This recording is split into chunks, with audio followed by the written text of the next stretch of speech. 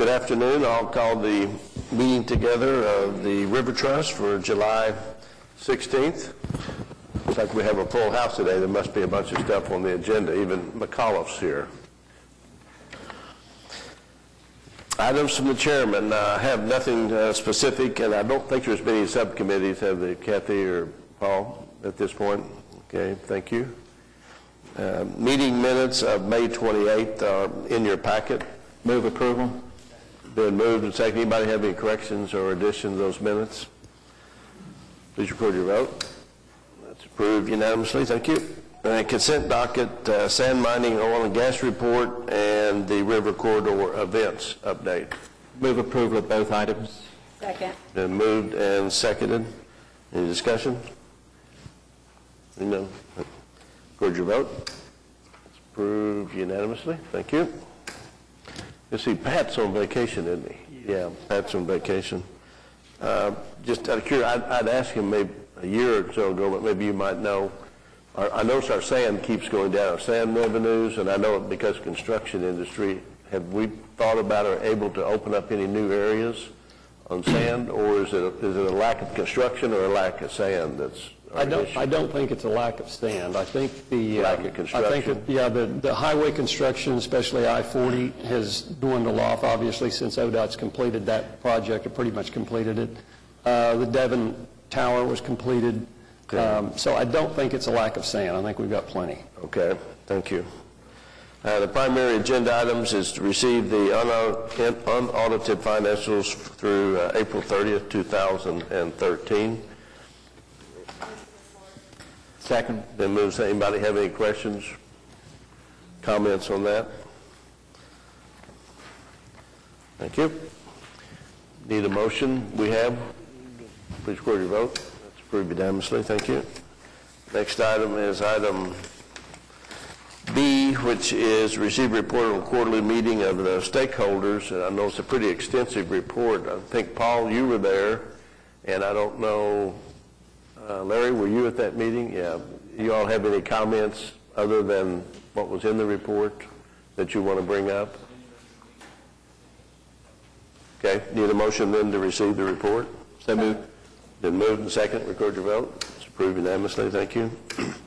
Next item is item C. Recommend that a draft final plans and specification for the MAPS 3 Phase 1 West River Trail connection, and I think Dennis is going to handle this for us. Mr. Chairman, we're pleased to tell you that the Phase 1 of the MAPS 3 Trails project along the river, the plans are almost completed, and we're almost ready to proceed with these. We wanted to bring you a draft final plan presentation this afternoon, and then from here it would go on to the MAPS Trails Subcommittee and then on to the Advisory Board. So with us today is Wayne Corvell from the MAPS office is going to give us a brief summary of the project, and then Robbie Williams with Triad and Curtis Brown with Garver are going to both give a short presentation on the project. Again, this is the extension of the trail system. This is a part of the overall master plan that was put together. As Mr. Clowers indicated, there's 3 phases to the MAPS 3 trails projects. What we've done under Phase 1, we've actually broken it into 2 equal sections. We feel that it gives us a more economy of scale. We feel like we'll have more bidders bid on the project and possibly have better bids received. This is just an indication of the overall master plan. Phase 1 is what we're talking about today. The next phase, which we actually have advertised and interviews scheduled for, I believe it's later this week or next week, for Phase 2 is underway, and then from there we'll proceed per the MAPS 3 implementation plan on Phase 3 and 4. And with that, Robbie will come up with Triad and give you an idea of what their project entails, and again, it's from Meridian to Council. Good afternoon. Our project will begin at Meridian Avenue where the existing trail ends, and then our project will go to Council, and then the other project will go from council to Oberholzer. So I'm going to go through the project from Meridian to council. So we're just going to start at Meridian Avenue where the existing trail starts, which is on my right side. What we're going to do is we're going to use the Meridian Avenue bridge over the river has a concrete sidewalk on the bridge. We're going to use that for a temporary crossing to get on the north side of the river. The city has a current project under design to construct a trail bridge on the east side of the Meridian Avenue. So I just want everybody to be aware of that. Then we will loop around and we will go underneath the Meridian Avenue Bridge on top of the bank, and we will start traversing west towards MacArthur. Then we will, that area on the pointer is where the city's existing sand mining operation is for the sediment pond. We're going to go around that area and continue west, and then we will come back and we will go under the MacArthur Avenue Bridge. And then we will continue along the river, and we will cross 15th Street near Crystal Lake. And a few months ago, or a while back, we have coordinated this trail with with Crystal Lake and City Care, so they're fully aware of what we're doing. So we'll go completely around Crystal Lake, then we'll get back on the top bank of the river, and we will continue to follow the river till we get to council. So if anybody has any questions on this portion, I'll be glad to answer them. What's the timing? Does the MAPS committee have some idea on funding and timing of this? Well, I think at the very end, Wayne has a slide to go over the schedule. Okay. Currently, our project budget is $3,700,000. It's still the same budget that when the city council approved our preliminary report. Okay. Thank you. Anybody have any questions of Robbie? Thank you. All right.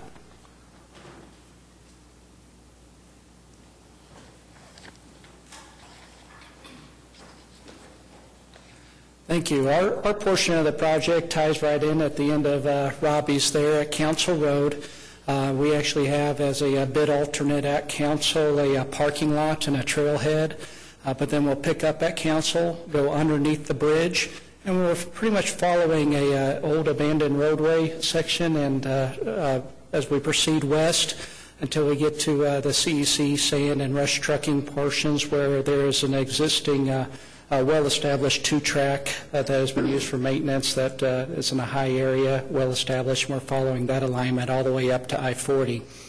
Right where the cursor is, we have a second bid alternate in our project that's going to be a soil nail wall. There's about a 50-foot bluff right there that's fairly unstable. I think as you travel on I-40 you can see that. We're going to do something to try to help stabilize that a little bit, protect the investment of the trail, because as other events come, we expect that bluff to continue to erode. And then we'll go underneath I-40 where we have our third bid alternate. We're alternating this thing to death. But we have a crossing underneath I-40, which will be building a very short retaining wall underneath the embankment of I-40 and building basically a bridge of soil for the trail to run on underneath the I-40. That's been coordinated with FEMA and ODOT, and everybody's signed off on that. But the alternate of that is actually to do a pedestrian bridge underneath the I-40 bridge in lieu of the structure. And that may actually be a cost savings measure that we are in the final stages of costing that out now, but it actually looks like that may be a couple $100,000 cheaper actually, and as we're pursuing that. But that'll be the I-40 crossing. is either a short retaining wall with a trail on the upper edge or a bridge very similar to the other bridges on the trail system that'll be placed underneath I-40. From there, we follow, again, fairly well-established maintenance trails and recreation trails are going north. We go underneath Reno and then pop back up and catch the perimeter of the landfill. There's another parking lot right there on the north side of Reno Avenue. That land's all been purchased, and so make for a good trailhead and access. And then as we skirt around the western and northern edges of the landfill, we cross where the cursor is, we cross the Union Pacific Railroad. There's an already existing bridge structure there, and we'll be going underneath it, and really no issues except for needing to tie into their existing right-of-way and security fencing, but that'll be a fairly simple crossing at grade. And then tracing along the north edge of the landfill, tying into an existing OG&E high-power transmission line easement, skirting the edge of that easement all the way up to 10th Street, where there will be yet another parking lot and trailhead and a signalized at-grade pedestrian crossing there. Again, we've gone through all the permits on that, and that looks like that'll be a very nice solution. And then at that point, we'll cross 10th Street and tie into the existing trailhead there on the Overholster Trail system, and that'll connect the two. Is there any questions about our portion of the trail? No, thanks. All right, thank you. Thank you.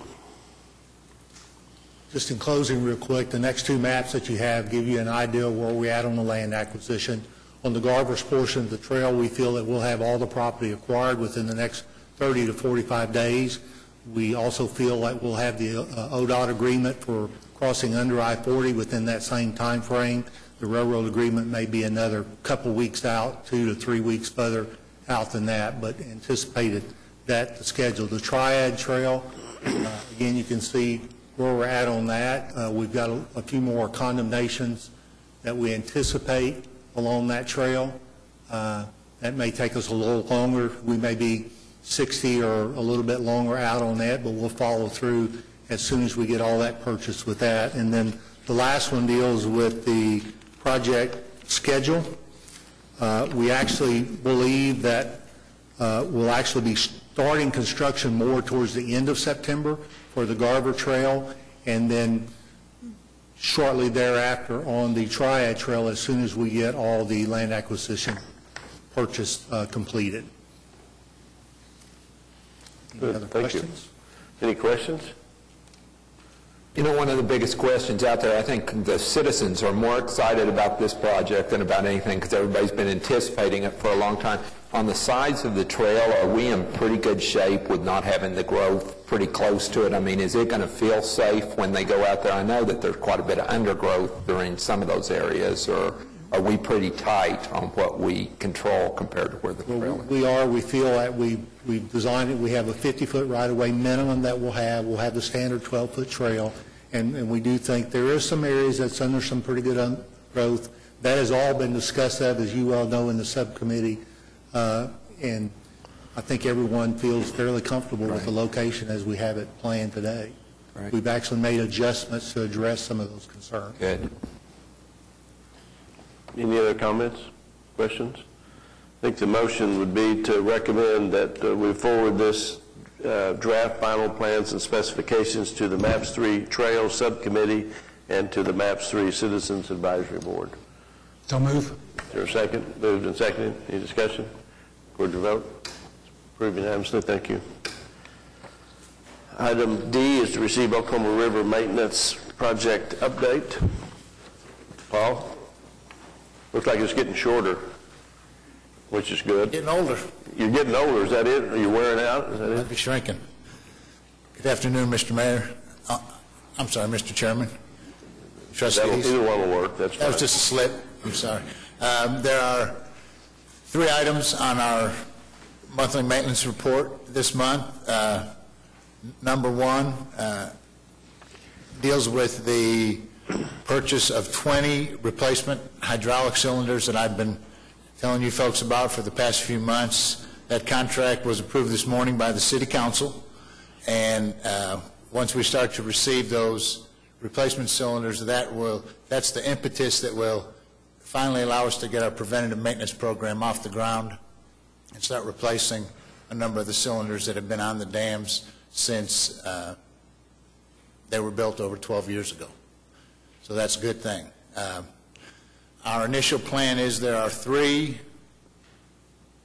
gates on the Paul Brum Dam, the Crest Gates 4, 5, and 6 that still have the original cylinders on. And in this contract award, we have 6 cylinders purchased for both the Paul Brum Dam and the May Dam because they're identical structures. Our immediate plan is once we get the 6 cylinders in, we immediately plan on taking those 6 cylinders on the Brum Dam that have yet to be rehabilitated, take those off immediately and replace those with the new cylinders. Then we'll take those old cylinders, have them refabricated, and then we'll start the process of going through the hydraulic cylinders on the May Dam. So that's the plan in short. Item number 2 is the Canal Zone G extension, and item number 3 is the Meridian Landing. And if you folks have any real specific questions, I've asked Brian Haskins, who's our project manager on both those projects. If you have specific questions, he'll be more than happy to come up and answer any of those questions. Otherwise, I'd ask that you approve the report as submitted. Have we had a trial run yet up the extension, Jeannie? Jeannie.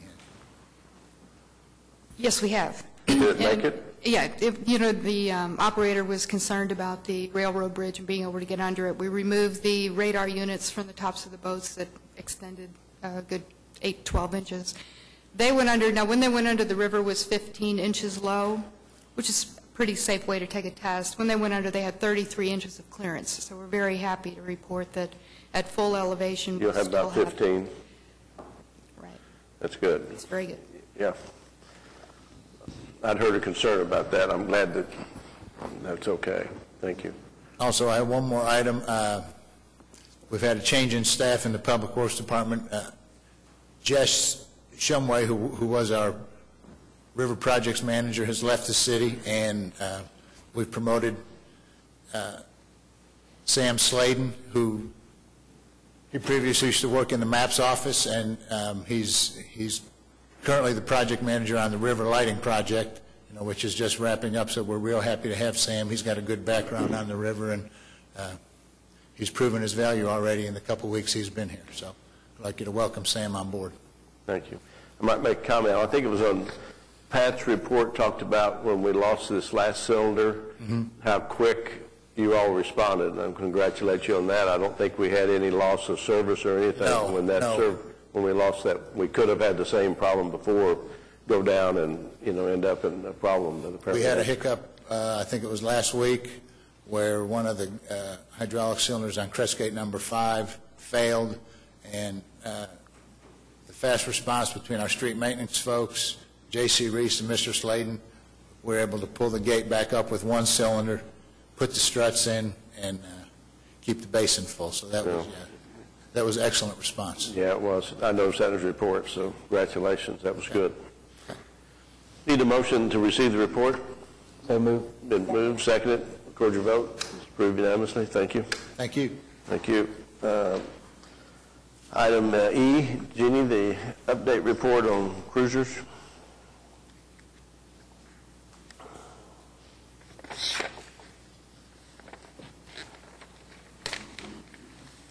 Well, good afternoon.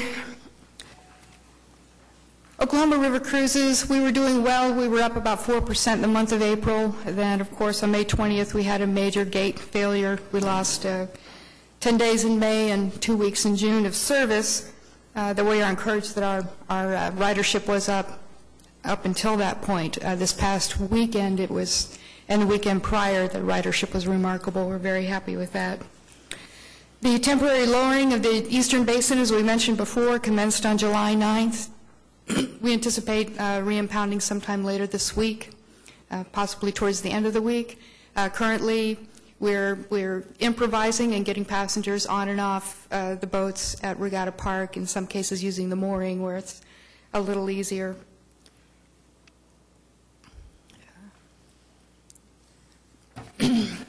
Ridership in May and June, as I said, was hampered by the failure of the Brum Dam on May 20th and the subsequent weather-related incidents. You know, we had some flooding, we had the draining of the Middle Basin. We just had no transit options during that period. And it's jumped ahead on me. Okay. Charters and specialty cruise ridership also suffered. Over the years, we've noticed that when people take a specialty cruise, they still anticipate going through a lock or a dam. And we have been doing these specialty cruises without that, and then in some cases offering voluntary passes for them to come on ridership to be able to have the lock experience. It seems to keep people happy. For marketing, we use Facebook considerably in addition to our radio advertising and our Gazette and Key Magazine advertising. Facebook, we've grown to about 10% in total likes. These are people that are following us on Facebook just since January. We tend to, these numbers here just represent June 6th through July 6th, I believe, and you can see it hits our target market. The adult ridership, the adult fare rate is the primary user of Facebook and our primary follower. This graph shows how many people actually responded to or shared what we had posted on Facebook. I know it's a lot of data, but we actually look at this to see which one of our posts actually reached the public and made them want to share the ad with their friends. This is the Oar Salute by Stan Carroll. This will be a lighting element at our maintenance facility. Mr. Carroll is in the process of constructing this art piece. It will replace the light fixture that exists there by the maintenance facility. As you can see, it's a little bit taller than the maintenance facility. It has 18 LED lights, so it'll be very visible from the river, from the highway, and from the roadway. Specialty cruises always do well. The fireworks cruise, which was held at the close of the Stars and Stripes River Festival in the Boathouse District, we had 97 passengers on our 3 river cruisers, light appetizers and a cash bar, of course. And just as a note, prior to the event, HMS and Katpa actually had a dragon boat team in the races during that event, and we placed 6th out of 12. We're happy about that. And then we're able to then subsequently conduct the fireworks cruise, which was well attended. New this season, you know, as I've said before, we look at how a cruise does, how well it sells. We do surveys at the end of each one of these cruises by email to get people's responses. What could we do better? What did you enjoy? And so this year we've added a bluegrass cruise, which will be at Meridian Landing, since it has sort of a more natural look to it. There'll be a bluegrass band on the dock out there, and followed by a Sunset Cruise. And Sunset Cruise is being our most popular cruise. Our marketing and event coordinator came up with the concept of doing a cruise and carriage. She contacted OKC Carriage Company in Bricktown, and we do a 45-minute cruise, and then you have a 45-minute carriage ride, or in the reverse, 45-minute carriage ride and a 45-minute cruise. We've conducted one of those so far, and it was very well received. Construction on our maintenance building is proceeding. We expect to be done in about the next 4 to 6 weeks. What you see here is our interior, the stairs. If you'll notice that center bottom picture, the stairs don't go all the way up to the mezzanine until you get to the far end of the building. This is because that level will match the deck level of the boat when it is in the building, so that as a mechanic services the building, he can step directly from that catwalk onto the river cruiser for servicing. And then, of course, in the mezzanine we have storage, and at the bottom we have offices, a workroom, a shop, and restrooms. And with that, I'll be happy to answer any questions. Some months ago when we were talking about the canal extension, talking about people wanting to get on the cruisers at the canal extension up into the Bricktown area, and how we were going to ticket those options, and trying to work out something with the canal boats and the cruisers. Where are we on that discussion? Actually, I think it was 2 or 3 months ago, we actually purchased armbands from the water taxi so that right from the river cruiser, when people get on, we can ask them if they're going to connect to water taxi. We can sell them their wristband right then. If we have a significant number of people, we have a phone number where we can call water taxi and say we have 20 people or 25 people who are ready to ride your water taxi. Will be there in 20 minutes, and they've agreed to accommodate us on that. And then the same thing go in the other direction? They don't sell tickets for us, but they will, as they take people down there, they will tell people that they can buy tickets right on board, that they don't have to pre-purchase a ticket. You can buy them on board then, is how you solve that? Yes, we've always had on-board ticketing. It's just much easier when you have walk-up people and from the 3 different locations. It just facilitates it to do it on board. Okay, good, thank you. Any questions, Jeannie? Need a motion to receive the report then? So moved. All in favor, say aye. Please post. Thank you. It's approved unanimously. Next item is adopt a resolution. We've been doing this for a number of years for River Redevelopment Authority assist in the funding of the marketing for the cruisers and the river to the tune of $50,000. So we'll entertain a motion to continue that if we can. Is there a movement second? All in favor? Record your vote. It's approved unanimously. Next item is sponsorship with the Christmas parade, which we started. When did we start that, Mike? 2004. So I guess this is our 10th year or 9th year. Yeah, we skipped 1 year. Yeah, so this is right. And the purpose of this was to obviously introduce people to what the river is all about, but also to raise money. We set up a foundation with the community foundation, and to date we're just a little under $700,000 that's in that fund, and that's where all the proceeds beyond expenses go. So we've kind of set a target trying to get to $1 million, and we keep getting closer and closer. So anyway, I think it's a good way. It's actually kind of our money going into our money is what it really gets down to, because that'll the benefit of the river. But we're up to almost $700,000 now. So would hope that the trustees would approve this $25,000 as well. Move approval. Is there a second? Been moved second. Any discussions? Record your vote. Approved unanimously. And I think, Mike, this year, isn't it, the whole parade's just going to be in the boathouse district itself between the railroad bridge and the... Right. So we don't have any height restrictions this year on our boat entries. We have a few surprises planned for this year. Few surprises. That's what we want, surprises. Okay. Thank you, Mike. I appreciate it. Thank you.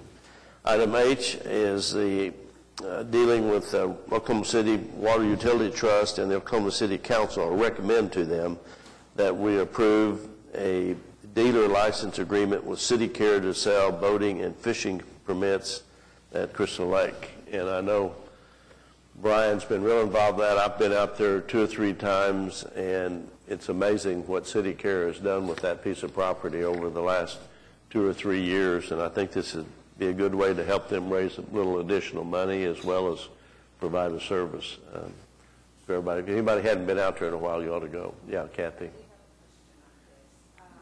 Flip your microphone on if you can. Thank you. I do have a question on this. I noticed that they have to purchase the licenses in advance. How does that work? If they purchase too many licenses, do they give them back to the city and get a refund? How does that work? Wendell, can you answer that? No, we ask the vendors, all the vendors, to purchase the licenses that they're sure they will sell. Okay. No, we do not take licenses back and give refunds. Okay.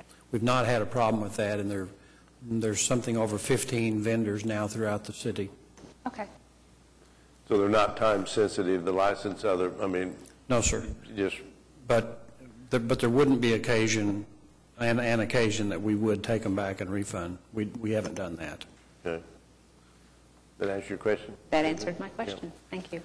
Yeah. I attend a meeting every month on just kind of proactive planning on Crystal Lake, and it is very positive when you turn around and the way they're scheduling things. And I think with the trail going in and everything else, I just think it's going to prove to be exactly what we had hoped to. And the more people that are out there fishing, the more people out there canoeing, the more people, the better off we are in terms of just keeping it positive.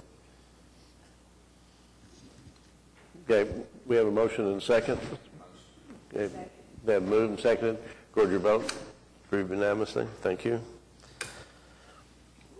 Next is item I, as a resolution ratifying the actions of the Oklahoma City Council in approving the revocable permit for the Oklahoma City Boathouse Foundation Stars and Stripes River Festival, which has already taken place. As you recall, that we did not meet in June, and that would have been on the docket. I did get called about this, and I think it's an event that it's been on our calendar, so the council's already approved it. They've already had the event and everything, so this is just a ratification that we approved what they've already done.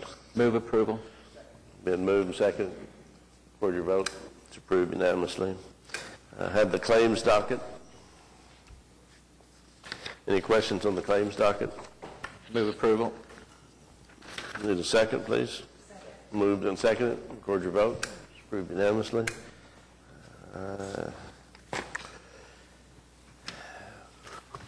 We have Pat's report. He's not here, but I think everybody had his report. It was, as always, a good, thorough report. Any questions on his report that we need to pass on to him? Yeah, Larry. Yeah, I think I'd have to share a disappointment that I personally have. This little item in here, the OKC Motorsports has suggested that the Oklahoma City Nationals may not be held this year. Yeah.